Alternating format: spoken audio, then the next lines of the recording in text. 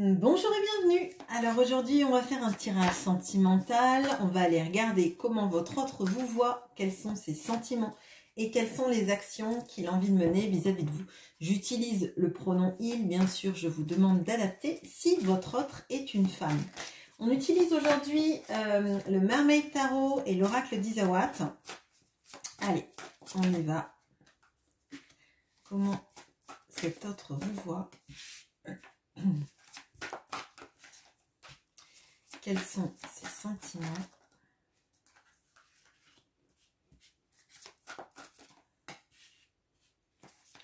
Quelles sont les actions? Peut-être pas tout. Les actions qu'il a envie de mettre en place. Eh bien si, bon, écoutez, hop.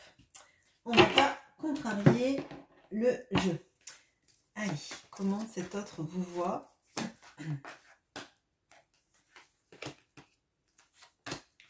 Quels sont ses sentiments? Ok.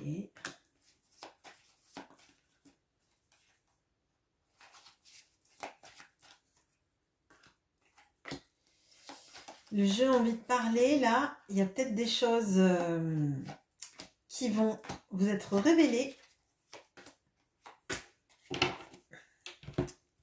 On va regarder ça. Alors, comment votre autre vous voit? On a l'empereur et la tribu.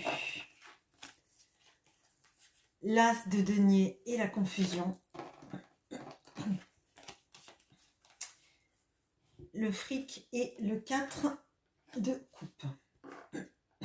Ok. Alors, bon, déjà, votre autre vous voit comme quelqu'un d'extrêmement structuré et avec une vraie position dans sa vie, quelqu'un de référent. Quelqu'un de référent, notamment pour sa famille, pour ses proches. Moi, je dirais le pilier. Hein.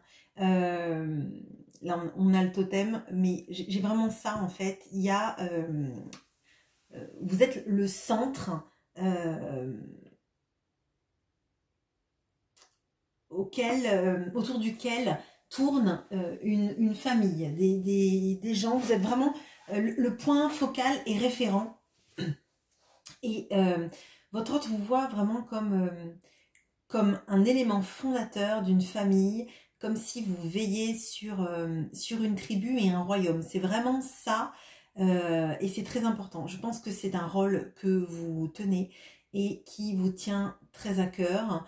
Vous avez vraiment ça dans l'âme, dans le cœur. C'est votre priorité numéro 1 à l'heure actuelle. Moi, je sens de prendre soin de vos enfants si vous en avez, mais sinon c'est vos parents, vos enfants. Enfin, c'est vraiment vous êtes la clé de voûte, hein, vraiment de cette famille, de ses proches. Et votre autre vous voit comme ça. Il y a de la un profond respect. Moi, c'est ce que je ressens pour votre force et votre capacité à prendre soin des autres. Et j'ai l'impression c'est quelque chose qui est très naturel. Et vous ne demandez pas, vous faites pas, vous savez, une sorte d'ardoise avec tout ce que je fais pour vous, etc. C'est naturel, c'est normal et c'est un rôle que vous endossez, peut-être parce que vous n'avez pas le choix aussi, hein. Mais votre autre vous voit comme avec énormément de respect vis-à-vis de ça, vis-à-vis de cette partie de vous, d'être capable d'être la clé de voûte d'une famille, d'un édifice, vraiment. Bon, alors, on a deux fois la notion de l'argent et de quelque chose d'insatisfaisant. Alors, ça peut signifier plusieurs choses pour moi. Alors, si votre hôte n'est pas au courant de votre santé financière ou de l'aspect financier que vous avez dans votre vie, il y a quelque chose sur... alors, moi, j'ai vraiment cette impression-là qu'il y a quelque chose qui, d'un point de vue financier, n'est pas à la hauteur de qui vous êtes. Hein. Ça va être d'autant plus vrai pour des personnes qui ont du mal à gagner pleinement leur vie par rapport à leur activité, même si vous vous donnez à fond, même si vous faites des économies, vous mettez en place des projets, etc. Il y a quelque chose là-dedans sur le fait que l'argent que vous retirez de tout le travail que vous faites étant n'est pas assez fort par rapport à tout ce que vous faites. Excusez-moi, j'ai beaucoup de mots qui viennent dans la tête et ça se bouscule et ça me permet pas forcément d'être claire. Mais moi, j'ai l'impression que c'est ça. En fait, vous valez beaucoup plus que ce pourquoi vous êtes payé ou à la hauteur de ce que vous êtes payé, à la hauteur dont vous gagnez votre vie. Alors, si vous me dites je gagne super bien ma vie, il y a quand même quelque chose là qui est pas clair. Alors, soit votre autre est pas conscient de tout ça, mais moi j'ai l'impression que votre autre vous met là sur un piédestal. Il y a quelque chose sur vous et votre capacité à réussir des choses. Et moi, j'ai l'impression que vous réussissez très bien votre vie de famille, vous essayez de tout faire, tout ce que vous pouvez, mais dans votre travail, il y a quelque chose qui n'est pas à la hauteur de tout ce que vous mettez en place. Financièrement parlant, vous n'êtes pas rétribué à la hauteur de tout ce que vous faites et de tout ce que vous mettez en place. Alors, si vous avez une entreprise, il est possible qu'elle ne démarre pas aussi fort, en tout cas du point de vue de votre autre, hein, que ce que vous méritez. Il y a quelque chose sur une insatisfaction par rapport au domaine professionnel. Bon, c'est particulier, c'est assez rare qu'on m'aiguille sur ça dans la manière dont cette personne vous voit. Mais moi, tout ce que je sens là, c'est qu'il y a un profond respect pour qui vous êtes, votre capacité à réussir votre vie et votre capacité à mettre en place des choses, des entreprises, quelque chose dans la pérennité. Et pour moi, votre autre se dit que vous n'êtes pas rétribué à votre juste valeur. Et donc, ça prouve la valeur que vous avez vis-à-vis de cette personne. Ok. Alors, les sentiments maintenant. On a la mort et la maladie. On a le 3 de coupe et la fougère. On a le makikata et le 7 de bâton. Alors, là, on a quelqu'un qui a beaucoup lutté contre ses sentiments. Qui lutte encore, hein, je ne vais pas vous mentir, parce qu'on a cette notion-là de transformation, d'épuration avec la maladie. On a le 7 de bâton et le makikata, mais c'est en train de s'aplanir. On a quelqu'un là qui lutte de toutes ses forces pour pas ressentir quoi que ce soit, pour pas être alors j'allais dire dépendre de vous, hein, émotionnellement parlant, clairement. On a quelqu'un qui voudrait quelque chose de léger, de fluide, de simple. Et en fait, ces sentiments sont bien plus complexes.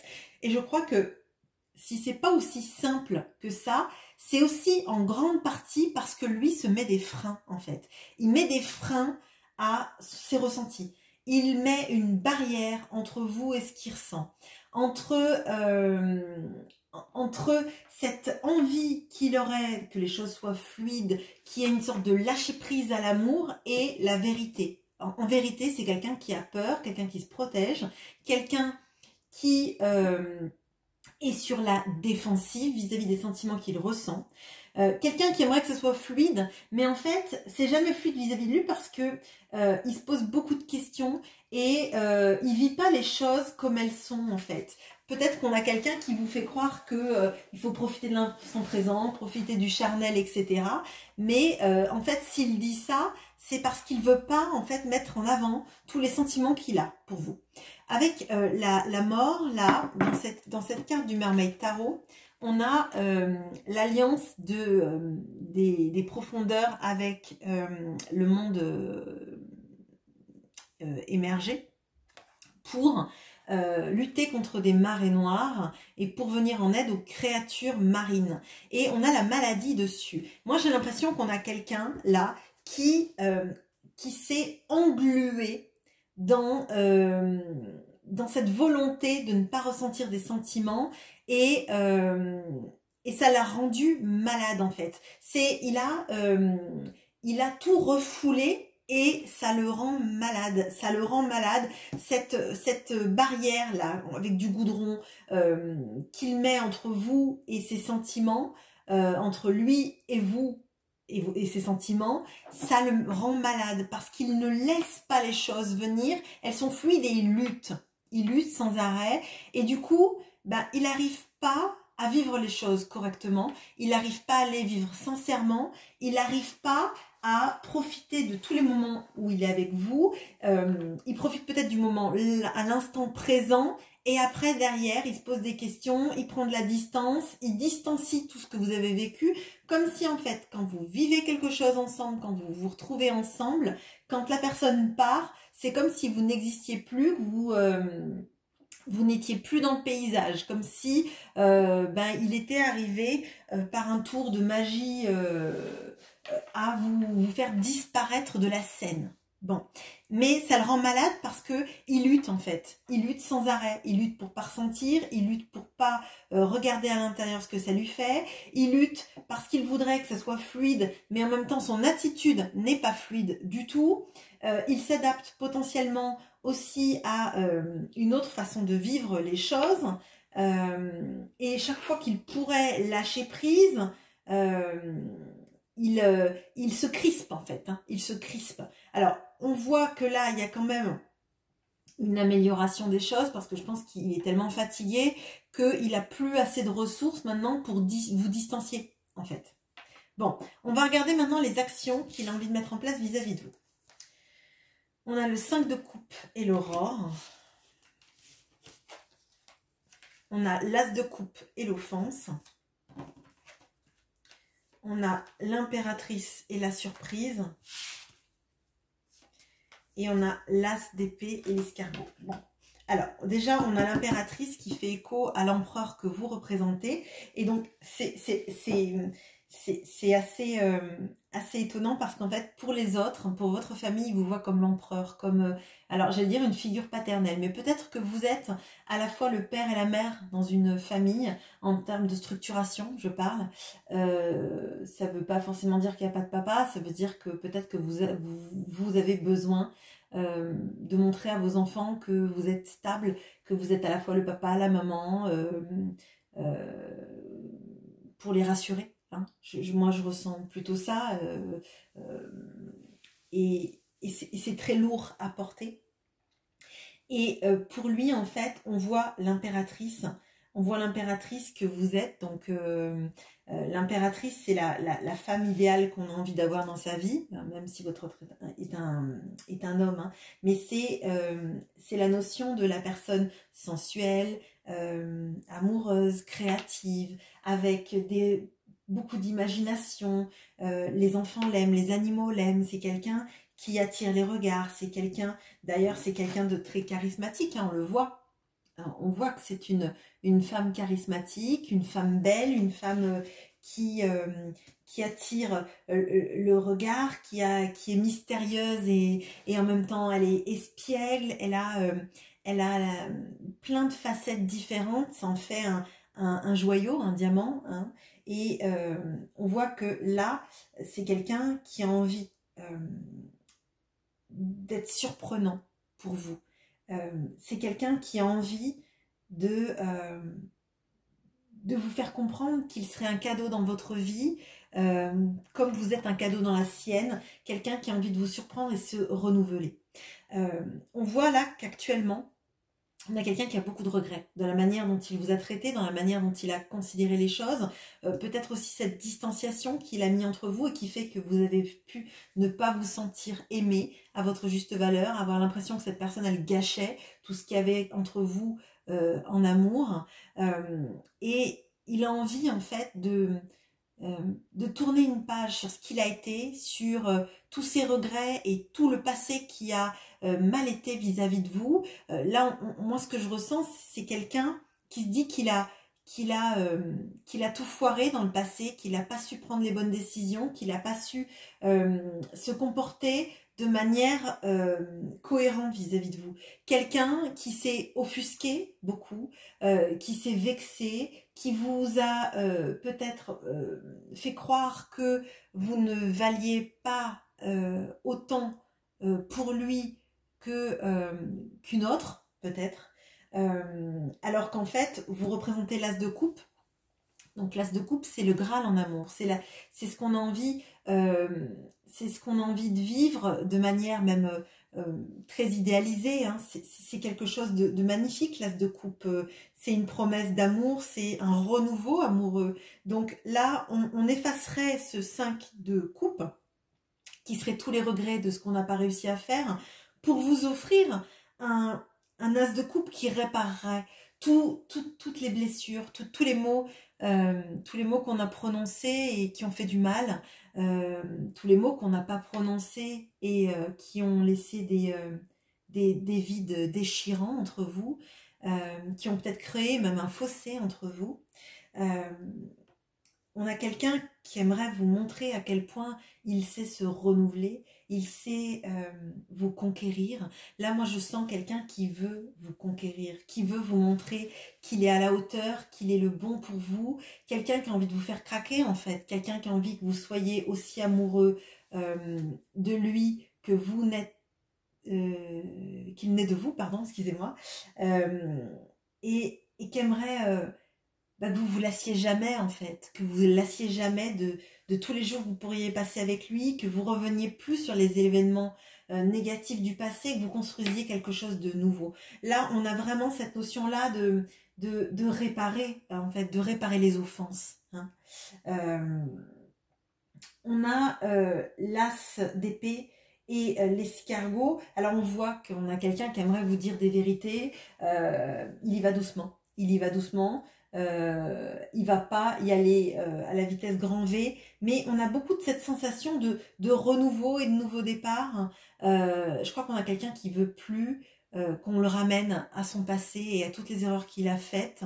On a quelqu'un qui a envie de vous dire à quel point vous comptez, mais qui sait qu'il n'est pas rapide dans l'enchaînement des choses parce que c'est quelqu'un qui a pris beaucoup de temps pour conscientiser à quel point l'amour qu'il pouvait avoir pour vous n'était pas dangereux pour lui. Et que c'est plutôt le fait de ne pas avouer cet amour, de ne pas avouer à quel point vous êtes importante pour lui, qui est dangereux. Parce que, à force, vous vous êtes senti comme quelqu'un qui valait pas grand-chose à ses yeux. Et c'est à ce moment-là, quand on se sent ça vis-à-vis de quelqu'un, que on part sur un autre chemin, on part sur d'autres rencontres et on n'a pas envie en fait d'être la 5e roue du carrosse. Et là, il le sait. Il sait qu'il a tardé à parler, il sait qu'il a tardé à vous montrer toute l'importance qu'il avait, que vous aviez pour lui, pardon. Et il aimerait avoir cette importance pour vous, encore maintenant et pour des années à venir. Et il sait qu'il est, il est très très lent. Alors, est-ce que dans les 6 mois, on a quelqu'un qui vient pour vous faire cette belle déclaration d'amour et pour vous promettre pardon, quelque chose de cohérent et de satisfaisant? Oui, alors, oui, on a le cavalier de bâton. Alors oui, il y va et puis il y va en mode guerrier, avec de la passion, avec de la fougue, je dirais, hein. Oui, on a vraiment cette notion-là de la passion. Alors, par contre, avec la notion du tango, on a quand même quelqu'un qui va avec la fougue et qui fait un petit pas en arrière. Et puis qui revient. Là, on va... Alors, ça va pas être des grandes distanciations de type je viens, je repars, je viens, je repars. Ça va pas être ça. Mais on a quelqu'un qui va à fond et puis qui a un petit peu peur. Et donc, après, le pas d'après, il sera peut-être un peu moins grand. Mais on a quelqu'un qui va quand même avancer et en synergie avec vous. Il a peur que vous partiez, il a peur d'être la personne insatisfaisante pour vous et il voit surtout toute la capacité que vous avez à être la personne idéale qu'on a dans sa vie, hein, l'impératrice, l'as de coupe. Donc on ne laisse pas s'échapper une impératrice, on ne laisse pas passer un as de coupe et il sait qu'il a été trop escargot jusqu'à présent et qu'il va falloir toute l'énergie du cavalier de bâton pour vous rattraper et vous reprendre dans cette danse, dans ce tango des corps, dans ce tango des âmes, pour que ça aille entre vous. Voilà ce que j'ai pour vous. Écoutez, je vous souhaite le meilleur pour ce tirage s'il vous concerne et de beaux tangos à l'avenir. À bientôt.